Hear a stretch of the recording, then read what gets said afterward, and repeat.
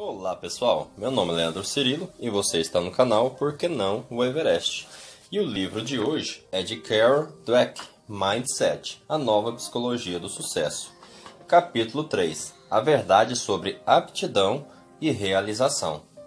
Tente imaginar Thomas Edison de maneira mais vívida possível. Pense no lugar em que ele está e no que está fazendo. Estará sozinho? Fiz essas perguntas a várias pessoas e elas sempre diziam coisas assim. Está em uma oficina rodeado por vários aparelhos. Trabalha no fonógrafo, fazendo experiências. Conseguiu. Está sozinho? Sim, está fazendo tudo sozinho, porque só ele sabe o que está buscando. Está em Nova Jersey. Está numa sala parecida com um laboratório, vestindo um jaleco branco. Está curvado sobre uma lâmpada. De repente, a lâmpada funciona. Está sozinho? Sim. É um jeito meio arredio que gosta de fazer suas experiências sozinho. Na verdade, os registros mostram uma pessoa bastante diferente, que trabalhava de maneira diversa. Edison não era um homem solitário. Para a invenção da lâmpada, empregou 30 assistentes, inclusive cientistas competentes, muitas vezes trabalhando dia e noite no laboratório moderníssimo, financiado por uma empresa. As coisas não aconteceram de repente. A lâmpada elétrica se tornou o símbolo daquele momento, único em que ele aparece a solução brilhante, mas não houve um momento singular da invenção. Na verdade, a lâmpada não constitui um único invento. Ela representa todo um conjunto de invenções que exigiram muito tempo, cada qual a cargo de um ou mais químicos, matemáticos, físicos, engenheiros e sopradores de vidro. Edison não era um amador engenhoso, nem um sábio do outro mundo. O chamado feiticeiro do Menlo Park era um empresário sagaz, que tinha perfeita consciência do potencial comercial de suas invenções. Também sabia lidar com a imprensa, e às vezes passava à frente de outros ao se apresentar como inventor de alguma coisa, porque sabia como se promover. Claro, Edison era um gênio, mas nem sempre era genial. Seu biógrafo, Paul Israel, investigando todas as informações disponíveis, acredita que ele tenha sido uma pessoa mais ou menos comum de seu tempo e lugar. Quando jovem, interessava-se por experiências e aparelhos mecânicos, talvez com mais avidez do que a maioria das pessoas. Mas as máquinas e a tecnologia faziam parte da experiência comum do rapaz normais do meio-oeste norte-americano. O que acabou por distingui-lo foram seu mindset e sua tenacidade. Ele nunca deixou de ser um menino curioso que gostava de mecânica e procurava novos desafios. Muito depois que outros jovens já haviam adotado os papéis que desempenhariam na sociedade, ele viajava de trem, de cidade em cidade, para aprender tudo o que pudesse sobre telegrafia, tornando-se cada vez mais capacitado entre os telegrafistas por meio de incessante autodidatismo e invenção. Mais tarde, para a grande decepção de suas esposas, o autodesenvolvimento e as invenções continuaram a ser seu grande amor, porém, unicamente seu campo de atuação. Há muitos sobre capacidade e realização, especialmente os que falam do indivíduo brilhante e solitário que de repente produz coisas maravilhosas. Mas a obra-prima de Darwin, A Origem das Espécies, exigiu anos de trabalho de equipe em campo, centenas de debates com colegas e mentores, diversos rascunhos preliminares e metade de uma vida de dedicação até que tudo pudesse dar frutos. Mozart trabalhou por mais de 10 anos até produzir qualquer uma das obras que hoje admiramos. Antes disso, sua composição pouco tinha de original ou interessante. Na verdade, nada mais eram do que colagens de pedaços tirados de outros compositores. Este capítulo trata dos verdadeiros ingredientes da realização. Trata dos motivos pelos quais algumas pessoas conseguem realizar menos do que se esperava delas e outras conseguem mais. Mindset e desempenho escolar. Desçamos da atmosfera celestial de Darwin, Mozart e voltamos à Terra, a fim de ver de que forma as atitudes geram as realizações da vida real. É engraçado, mas acompanhar o desenvolvimento de um aluno no Mindset de Crescimento me causa maior impacto do que todos os relatos a respeito de pessoas como Mozart e Darwin. Talvez porque tenha mais a ver com você e comigo. Mais a ver com o que nos aconteceu e com as razões que nos fizeram chegar ao lugar em que estamos. E também tem a ver com as crianças e seu potencial. De volta à Terra. Verificamos o mindset dos alunos durante a transição da escola de ensino fundamental para a de ensino médio. Acreditavam que sua inteligência era uma característica fixa ou algo que poderiam desenvolver? Depois os acompanhamos durante 2 anos. A transição para o ensino médio é uma época de grande desafio para muitos estudantes. As tarefas ficam bem mais difíceis, os critérios de avaliação mais severos e o ensino muito menos personalizado. E tudo isso acontece no momento em que os alunos estão às voltas com seus novos corpos e papéis de adolescentes. As notas ficam prejudicadas, mas o desempenho dos alunos não apresenta os mesmos prejuízos. Realmente não. Em nosso estudo, só os alunos de mindset fixo apresentavam declínios nas notas. Houve uma redução imediata e gradual, mas indiscutivelmente, seu desempenho foi ficando cada vez pior durante os 2 anos. Os de mindset de crescimento tiveram aumento em suas notas durante esse período. Ao chegar ao ensino médio, os desempenhos anteriores dos 2 grupos eram praticamente uniformes. No ambiente mais afável da escola fundamental, haviam obtido notas e avaliações idênticas nas provas. Somente ao enfrentarem o desafio do ensino médio, começaram a se diferenciar. Eis as explicações que os estudantes de mindset fixo deram às suas notas ruins. Muitos culparam suas capacidades. Sou mais burro, ou não dou para matemática. E muitos ocultaram seus sentimentos, culpando outra pessoa. Professor de matemática é um gordo safado. E um professor de inglês é porcalhão. Ou ainda, o professor é um drogado. Essas interessantes análises do problema dificilmente proporcionam um bom roteiro para o êxito no futuro. Com a ameaça do fracasso, os alunos de Mindset Crescimento, ao contrário, mobilizaram seus recursos para o aprendizado. Disseram-nos que às vezes também se sentiam sobrecarregados, mas sua reação era resistir e fazer o que fosse necessário. Era como George Denzi. Quem? George Denzi era aluno de graduação em matemática em Berkeley. Certo dia, como de costume, chegou atrasado à aula de matemática e rapidamente copiou do quadro negro os 2 problemas do dever de casa. Quando mais tarde tratou de resolvê-los, achou-os muito difíceis e levou dias se esforçando até encontrar a solução. Na verdade, os problemas não eram dever de casa, e sim 2 famosos problemas matemáticos que jamais haviam sido resolvidos. A síndrome do menor esforço. Nosso grupo de alunos de mindset fixo que enfrentava a transição a considerava uma ameaça. Ela continha o risco de arrancar suas máscaras e transformá-los de vencedores em perdedores. Com efeito, no mindset fixo, a adolescência é um grande desafio. Serei inteligente ou burro? Serei bonita ou feia? Sou bacana ou sou nerd? Sou vencedor ou perdedor? No mindset fixo, um perdedor será sempre um perdedor. Não admira que muitos adolescentes mobilizem seus recursos não para aprender, mas para se proteger. Uma das muitas formas que utilizam para isso, além de fazer apreciações pouco lisonjeiras sobre os professores, é não se esforçar. Isso ocorre quando alguns dos estudantes mais brilhantes, como Nadia Salerno Sonnenberg, simplesmente deixam de se empenhar. Com efeito, alunos de mindset fixo nos dizem que seu principal objetivo na escola, além de parecerem inteligentes, é fazer o mínimo esforço possível. Concordam veementemente com as afirmações como as seguintes: na escola, meu objetivo principal é fazer as coisas de maneira mais fácil possível, então não preciso me empenhar muito. Essa síndrome do menor esforço frequentemente é vista como uma forma de afirmação da independência dos adolescentes em relação aos adultos, mas é também uma maneira pela qual os alunos de mindset fixo se protegem, Acham que os alunos dizem: agora vamos avaliar você e ver do que é capaz. E respondam: nada disso. John Holt, o grande educador, diz que esses são os truques que todos os seres humanos usam quando outros os estão julgando.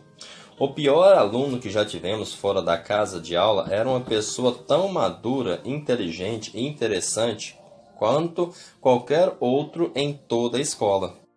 Onde foram que as coisas saíram dos eixos? Em algum momento em sua trajetória, sua inteligência se dissociou da vida escolar. Para os estudantes de mindset crescimento, parar de esforçar não faz sentido. Para eles, a adolescência é uma época de oportunidade, tempo de aprender novas matérias, tempo de descobrir do que gostam e o que querem ser no futuro. Mais à frente, relatarei o projeto no qual ensinamos o mindset crescimento, os alunos do primeiro ano de ensino médio. O que quero mostrar agora é a forma pela qual esses ensinamentos liberaram seus esforços. Certo dia, estávamos apresentando o Mindset Crescimento a um novo grupo de estudantes. De repente, Jimmy, o rapazinho que deliberadamente menos se esforçava em todo o grupo, ergueu os olhos cheios de lágrimas e disse: "A senhora quer dizer que eu não tenho de ser burro?" Naquele dia em diante, ele se empenhou. Começou a dormir mais tarde para terminar seus deveres de casa, com os quais jamais se preocupara antes. Começou a entregar trabalhos o mais cedo possível para obter avaliações e estudá-las. Passou a acreditar que se esforçar não era algo que o tornava vulnerável, e sim algo que o tornava mais inteligente. Descubra seu cérebro. Um amigo íntimo recentemente me entregou algo que escreveu, uma história em versos que me fez recordar Jimmy e a libertação do seu esforço. A senhora Beer, que tinha sido professora de meu amigo no segundo ano, pediu que cada aluno recortasse um cavalo de papel. Depois, alinhou todos os cavalos acima do quadro negro e transmitiu sua mensagem do Mindset Crescimento. Seu cavalo é tão rápido quanto seu cérebro. Toda vez que aprenderam alguma coisa, seu cavalo se moverá para frente. Meu amigo não conhecia bem essa coisa de cérebro. Seu pai sempre lhe dizia: você tem muita língua e pouco cérebro, e isso não é bom. Além disso, seu cavalo parecia preso à linha de partida, enquanto os cavalos dos outros participavam da corrida de aprendizado, especialmente os de Hank e Billy, os gênios da classe, cujos cavalos saltavam na frente de todos os demais. Mas meu amigo continuou se esforçando. Para melhorar suas aptidões, tratava de ler histórias em quadrinhos com a ajuda da mãe e somava os pontos quando jogava cartas com a avó. E em breve meu ágil potro saltou para a frente como um furacão, e ninguém foi capaz de detê-lo. Durante semanas e meses, ele se lançou diante, superando os demais um por um. Na reta de chegada do fim da primavera, os cavalos de Hank e Billy estavam na frente. Mas, depois de alguns exercícios de subtração, quando a última seneta da escola soou, meu cavalo venceu. Por um focinho. Descobri então que eu tinha um cérebro. Meu cavalo era a prova. Paul Worthman. É claro que o aprendizado não deve ser uma corrida, mas aquele páreo ajudou meu amigo a descobrir seu cérebro e a conectá-lo à sua instrução escolar. A transição para o curso superior. Outra transição, outra crise. A faculdade é o momento em que todos os melhores alunos do ensino médio se juntam. Assim como nossos alunos de pós-graduação, ontem eles se sentiam como reis, mas hoje, quem são? Em nenhum lugar a ansiedade decorrente do fato de se sentirem destronados é mais palpável do que nas aulas preparatórias para a pós-graduação em medicina. No capítulo anterior, mencionei o estudo que fizemos com promissores estudantes de graduação que faziam o primeiro curso superior de Química. Esse curso é que lhes proporcionaria ou negaria a entrada no currículo preparatório de Medicina. E sabe-se que os alunos farão tudo o que puderem para se dar bem nele. No início do semestre, verificamos os mindsets dos estudantes e, em seguida, os acompanhamos durante o curso, observando suas notas e fazendo perguntas sobre o andamento de seus estudos e sobre suas estratégias. Novamente, comprovamos que os alunos de Mindset Crescimento tinham melhores notas. Mesmo quando iam mal em uma prova, recuperavam-se nas seguintes. Quando os de mindset fixo não se davam bem, frequentemente não conseguiam recuperação. Nesse curso, todos estudavam, mas há diferentes maneiras de estudar. Muitos alunos estudam assim: leem o livro e as anotações que fazem nas aulas. Se a matéria for difícil, leem mais de uma vez, ou então procuram memorizar tudo o que podem, como um aspirador de pó. Assim, estudam os de mindset fixo. Se não iam bem na prova, concluíam que química não era sua vocação. Afinal, fiz o melhor que podia, não fiz? Nada disso. Eles se espantariam se soubessem o que faziam os alunos de mindset crescimento. Eu mesmo acho notável. Eles dominavam completamente seu aprendizado e sua motivação. Não mergulhavam numa memorização irrefletida de matéria do curso. Conforme disseram, procurei traçar linhas gerais e princípios básicos enquanto assistia às aulas. Ou examinei meus erros até certificar-me de que o havia compreendido. Estudavam para aprender e não apenas para passar na prova. Na verdade, por isso tiravam notas melhores, e não por serem mais inteligentes ou porque tivessem de preparado melhor anteriormente.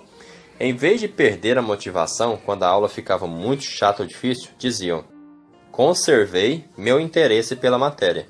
Mantive uma atitude positiva quanto ao estudo da química. Continuei motivado para o estudo. Mesmo quando achavam que o livro era chato ou que o professor era enfadonho, não permitiam que a motivação se dissipasse. Pelo contrário, mantê-la nesse caso se tornava ainda mais importante.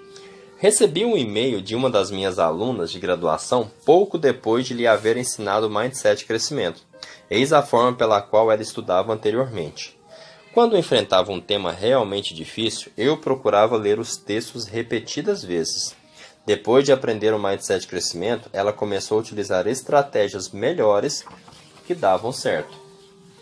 Professora Dweck. Hoje, Eide, a professora assistente, entregou os resultados da prova, e eu não sabia se chorava ou se sentava. Eide lhe dirá que eu parecia ter acabado de ganhar a loteria, e me sinto realmente assim. Não posso acreditar que tinha ido tão bem. Esperava passar raspando. O encorajamento que a senhora me deu servirá muito em minha vida. Acho que tirei uma nota muito boa, mas não a ganhei sozinha. Professora Dweck, a senhora não apenas ensinou sua teoria, mas também a demonstra. Muito obrigado pela lição. É muito valiosa. Talvez a mais valiosa que aprendi na Colômbia. E é claro que vou fazer isso. Usar essas estratégias. Antes de cada prova. Muito obrigada mesmo. E a você também, Eide. Da, já não mais impotente, Juni. Por raciocinar em termos de aprendizado, as pessoas de mindset crescimento percebem todas as diferentes formas de adquirir conhecimento. É estranho. Nossos estudantes de preparação para a medicina fariam qualquer coisa para conseguir uma boa nota, menos dominar o processo que assegura esse resultado. Igualdade? Será que isso significa que qualquer pessoa com o mindset correto terá sempre êxito? Todas as crianças são iguais no começo? Vamos começar considerando a segunda pergunta. Não, algumas são diferentes. Em seu livro Crianças Superdotadas, Ellen Weiner oferece incríveis descrições de prodígios. Há crianças que parecem já nascer com a capacidade desenvolvidas e interesses obsessivos, e que se tornam espantosamente bem-sucedidas ao prosseguir sem parar esses interesses. Michael era um dos precoces. Brincava constantemente com letras e números, fazia as infindáveis perguntas aos pais e falava, lia e lidava com matemática desde a mais tenra idade. A mãe de Michael contava que aos 4 meses ele falou, mamãe, papai, o que temos para o jantar? Aos 10 meses, espantava as pessoas no supermercado lendo palavras nos letreiros. Todos achavam que a mãe era ventríloca. O pai conta que aos 3 anos ele não apenas fazia cálculos de álgebra, mas descobria que demonstrava regras de algébricas. Todos os dias, quando o pai chegava do trabalho, Michael o puxava para os livros de matemática dizendo, papai, vamos trabalhar? Ele deve ter nascido com alguma aptidão especial, mas para mim sua característica mais visível era o extremo amor pelo aprendizado e pelo desafio. Os pais não conseguiam afastá-lo de suas exigentes atividades. O mesmo é verdade em relação a todas as crianças prodígios que o Winner nos apresenta. Na maior parte das vezes, as pessoas acreditam que o dom é a própria aptidão, mas o que nutre é aquela curiosidade constante e infinita além da busca do desafio. Será capacidade ou mindset? Mozart teria aptidão musical ou se exercitava até deformar as mãos. Darwin teria aptidão científica ou colecionava espécimes constantemente desde os primeiros anos de sua infância. Fossem eles prodígios ou não, todos nós temos interesses que podem se transformar em aptidões. Quando eu era criança, as pessoas me fascinavam, especialmente os adultos. Eu ficava imaginando, como é que eles funcionam? Com efeito, há alguns anos, um primo me recordou de um episódio ocorrido quando ambos tínhamos 5 anos. Estávamos na casa da minha avó. Eu e meu primo tínhamos brigado com a mãe porque queria comer algumas guloseimas. Mais tarde, nós dois nos reunimos na varanda da frente e eu disse a ele: "Não seja tolo, os adultos gostam de achar que quem manda são eles. Diga que sim e coma o que quiser, quando tiver vontade." Seriam essas palavras de uma psicóloga desabrochando? Só sei que meu primo me disse que esse conselho lhe foi muito valioso. É interessante assinalar que ele se tornou dentista. Todos podem se dar bem? Voltemos agora à primeira pergunta. Todos são capazes de grandes façanhas usando o mindset correto? Você conseguiria entrar na pior escola de ensino médio de seu estado e ensinar aos alunos cálculo de nível universitário? Se conseguisse, uma coisa ficaria clara: com o mindset correto e o ensinamento adequado, as pessoas são capazes de realizar muito mais do que imaginam. A escola de ensino médio Garfield era uma das piores de Los Angeles. Dizer que os alunos eram desmotivados e os professores indiferentes é uma forma branda de falar a verdade, mas, sem pensar duas vezes, Jamie Scalant, que ficou famoso com o filme Stand and Deliver, ensinou o cálculo integral de nível universitário a esses alunos de origem latino-americana, que viviam em bairros pobres. Com seu mindset de crescimento, ele perguntava: como posso ensinar a eles? E não, conseguiria ensinar? Qual a melhor maneira de aprenderem? E não, será que eles conseguem aprender? Mas ele não só ensinou cálculo integral, ele e seu colega Benjamin Jimenez conduziram seus alunos ao mais elevado patamar nacional em matemática. Em 1987, apenas outras 3 escolas públicas do país tinham alunos capazes de fazer o teste de cálculo avançado. Entre essas estavam a Escola de Stuyvesant e a Escola de Ciência de Bronx, ambas instituições de elite de Nova York, especializadas em matemática. Além disso, a maioria dos alunos de Garfield conseguiu nas provas notas suficientes para lhes assegurarem créditos universitários em todo o país naquele ano. Somente algumas centenas de estudantes de origem mexicana passaram nas provas naquele nível. Isso significa que há muita inteligência por aí sendo desperdiçada pela subestimação da capacidade de desenvolvimento dos alunos. Marva Collins. Na maioria dos casos, quando as crianças se atrasam, por exemplo, quando repetem o ano, recebem textos de nível inferior, pois se acredita que não conseguirão melhorar. Essa ideia provém do mindset fixo. Esses alunos são poucos inteligentes e, por essa razão, precisam que noções simples lhes sejam repetidas constantemente.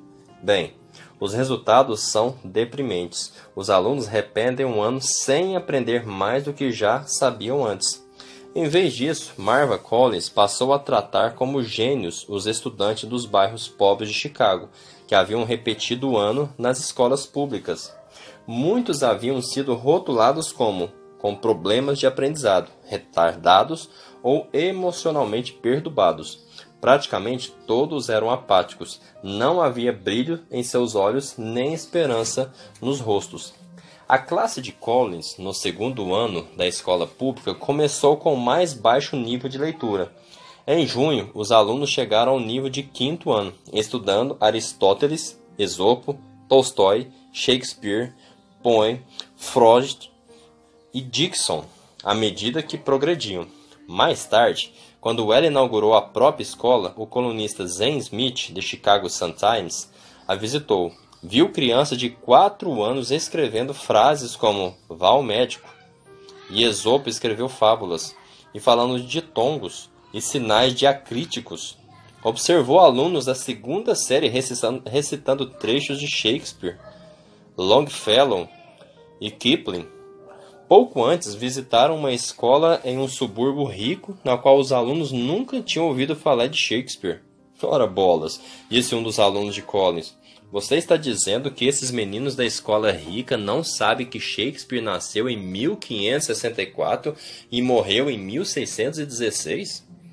Os alunos leem muito, mesmo durante as férias. O menino de 6 anos que entrou para a escola com o rótulo de retardado, 4 anos mais tarde já lera 23 livros nas férias, inclusive um conto de Duas Cidades, Jane Eyre. Eles leem com profundidade e compreensão. Quando crianças de 3 a 4 anos estavam lendo sobre Dédalo e Ícaro, um dos mais velhos exclamou: "Professora, se não aprendermos e não nos esforçarmos, acabaremos fazendo um voo de Ícaro para lugar nenhum?" Eram comuns calorosos debates sobre Macbeth. Alfred Binet acreditava ser possível transformar qualitativamente o cérebro de uma pessoa. É claro que é possível. O cérebro daquelas crianças tinha sido transformado, quer avaliássemos pela amplitude de seus conhecimentos, quer por meio de testes padronizados. Benjamin Bloom, eminente pesquisador em educação, estudou 120 pessoas de extraordinário êxito.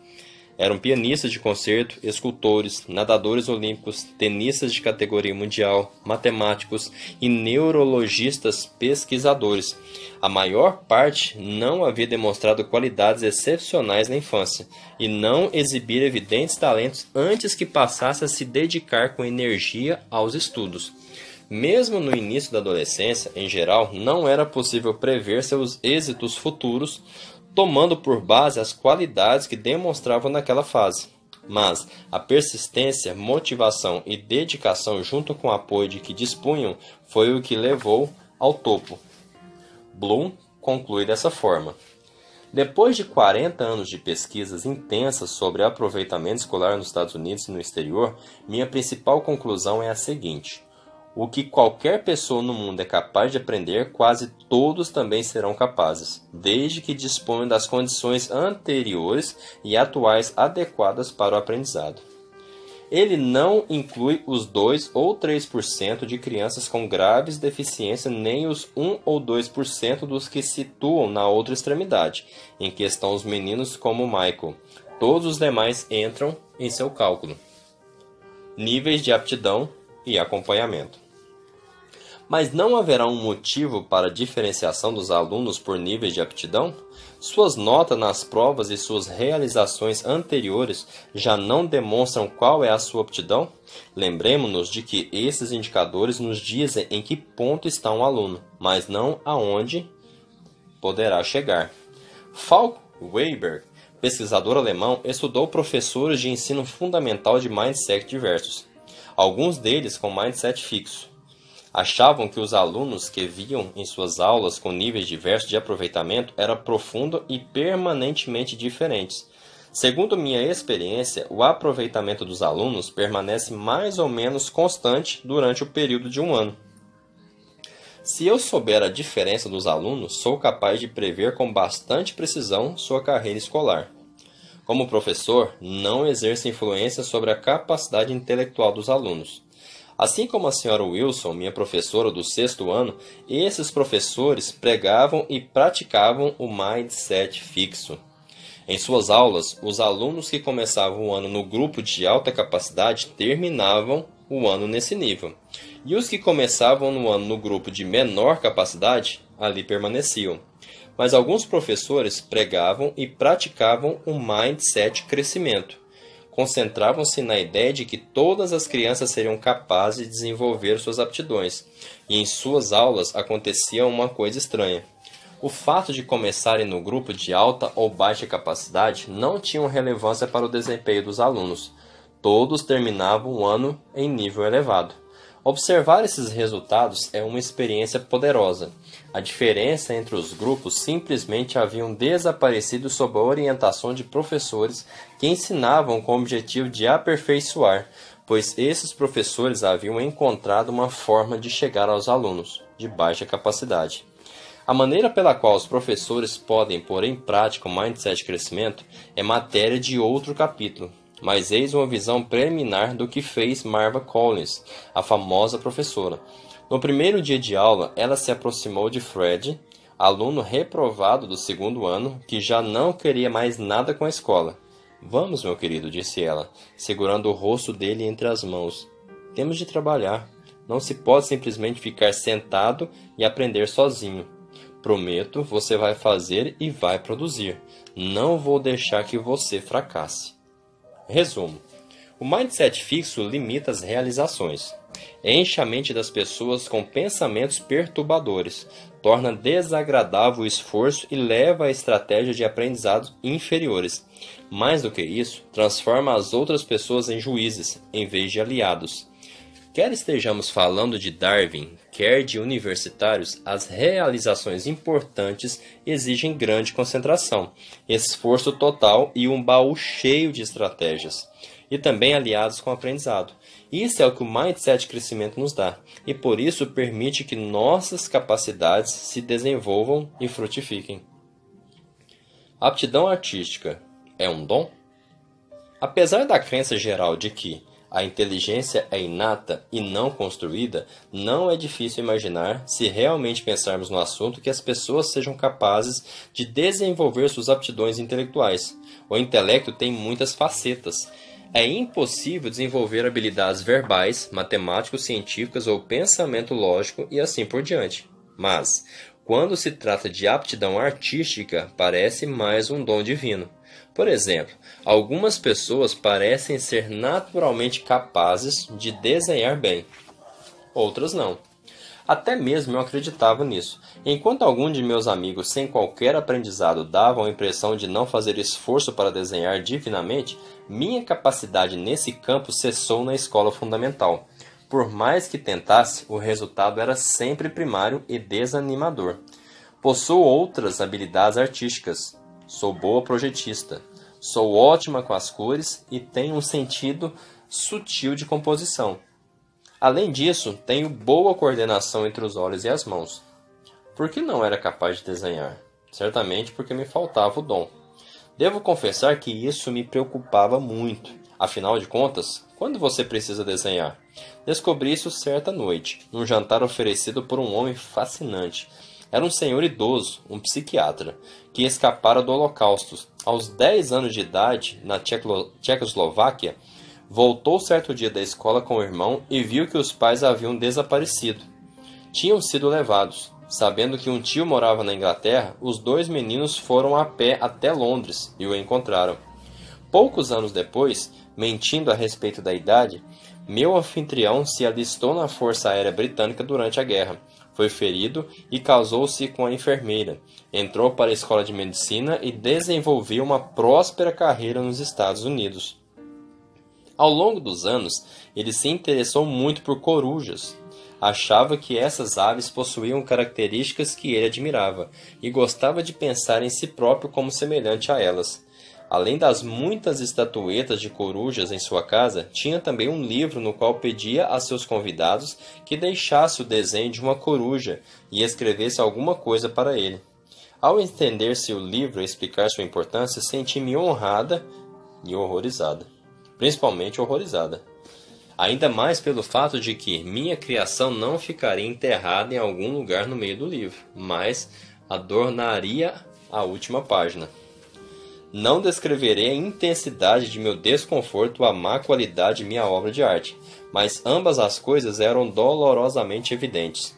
Conto essa história com um prelúdio de espanto e da alegria que senti ao ler desenhando com o lado direito do cérebro. As páginas opostas de frente uma para a outra estavam o antes e o depois de autorretrato das pessoas que fizeram um rápido curso de desenho com a autora Beth Edwards. Elas haviam feito autorretratos ao iniciar o curso e 5 dias depois, ao terminá-la. Os resultados são fantásticos. No começo, essas pessoas não pareciam ter muita habilidade artística. A maior parte das figuras que desenhavam lembrava a minha coruja, mas poucos dias depois já eram capazes de desenhar de verdade. E Edward jura que é sempre assim. Parece impossível. Edward concorda que a maioria das pessoas considera a aptidão para o desenho uma coisa mágica, que somente alguns poucos possuem e somente alguns poucos possuirão. Mas é porque as pessoas não compreendem os componentes. Os componentes do desenho que podem ser aprendidos. Na verdade, diz ela, não se trata de aptidão para desenhar, mas a capacidade de ver. É a capacidade de perceber fibras, espaços, relações, luzes e sombras e a totalidade. Para fazer um desenho é preciso aprender a desenhar cada componente e, em seguida, combinar em um único processo as habilidades aprendidas. Algumas pessoas simplesmente adquirem essas aptidões no decurso natural de suas vidas, enquanto outras precisam esforçar-se para aprendê-las e combiná-las. Mas, como podemos ver pelos autorretratos depois, qualquer pessoa é capaz de fazê-lo. Eis o que isso significa. Só porque algumas pessoas são capazes de fazer uma coisa com pouco ou nenhum aprendizado, isso não significa que outros não possam fazê-lo. Às vezes a fazem até melhor, com treinamento. Isso é muito importante, porque grande parte das pessoas de mindset fixo acha que as realizações do início da vida já revelam tudo sobre o talento e o futuro de alguém. Jackson Pollock. Teria sido realmente uma pena se Jackson Pollock tivesse sido desestimulado pelos outros por esse motivo. Os especialistas concordam que Pollock tinha pouco talento nato para as artes, e, quando olhamos suas obras iniciais, isso fica evidente. Concordam também que ele se tornou um dos grandes pintores norte-americanos do século XX e que revolucionou a arte moderna. Como conseguiu passar de ponto A para o ponto B? Twila Tharp, famosa coreógrafa e dançarina, escreveu um livro titulado The Creative Habit, o hábito criativo. Como se depende do título, ela argumenta que a criatividade não é um ato mágico de inspiração, é o resultado de trabalho árduo de dedicação, até mesmo para Mozart. Lembramos-se do filme Amadeus? Lembra-se de que o filme mostrava Mozart compondo com facilidade uma obra-prima após a outra, enquanto seu rival Salieri morria de inveja? Bem, Tharp examinou esse filme e a sua opinião é: nada disso, bobagem, não existe gênios naturais. Jackson Pollock passou do ponto A ao ponto B por meio da dedicação. Ele se aproximou pela ideia de se tornar artista. Pensava em arte o tempo todo e fazia uma arte o tempo todo. Por ser tão entusiasmado, fez com que as outras pessoas o levassem a sério e o instruísse até que aprendeu tudo o que havia para aprender e começou a produzir obras surpreendentemente originais. Seus quadros, derramados, cada qual absolutamente incomparável, permitiram-lhe desenhar a partir de seu inconsciente e comunicar uma imensa gama de sentimentos. Há alguns anos tive o privilégio de presenciar uma exposição desses quadros no Museu de Arte Moderna de Nova York. Fiquei impressionada com a força e a beleza de cada peça. Qualquer pessoa será capaz de fazer qualquer coisa? Na verdade, não sei. No entanto, creio que agora podemos concordar que as pessoas são capazes de fazer muito mais do que parece à primeira vista.